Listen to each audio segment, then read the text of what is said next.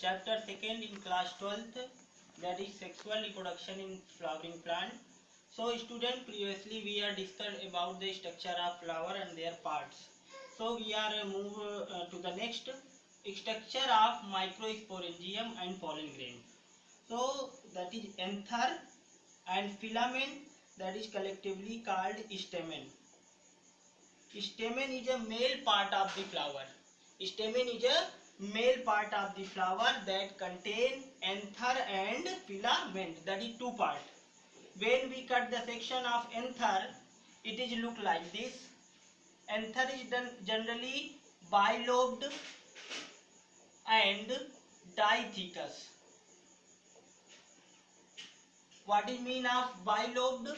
Two lobe is present and each lobe containing two theca. So that is one lobe, that is one lobe. So inside these lobe, pollen grain is formed. What is formed? Pollen grain. So pollen grain is formed inside the anther by the process of microsporogenesis. Important term है microsporogenesis. So that is bilobed anther, dithecous, microsporogenesis. So when we cut the transverse section of this anther, that is called microsporangium. That word is related to anther, microsporangium. So anther containing three layers. The first layer is called epidermis. Second one is endodermis. Third one is middle layer. And fourth, that is tapetum. Listen carefully. Epidermis is outermost layer of the anther.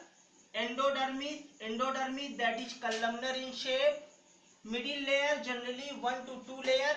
These three layers perform the protective function. Which type of function? That is protective. And help to dehiscence of anther. That means after the maturity, anther layer is burst and release the pollen grain. That is called dehiscence of anther. So that is the function of three layers.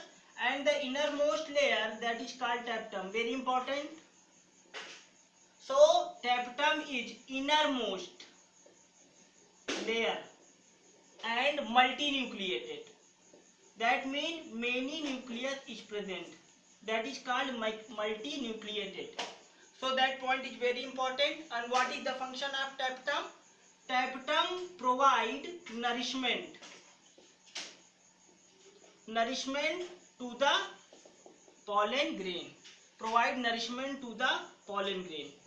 So before pollen grain there is a pollen mother cell, PMC, that is called pollen mother cell, which undergo the division and form the pollen grain.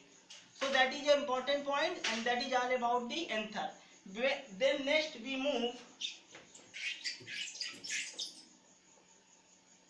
the structure of pollen grain.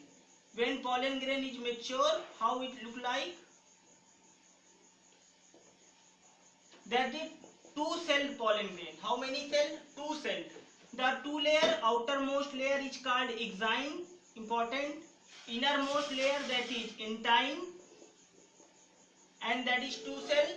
First is called vegetative nucleus, that is vegetative one, and that is generative.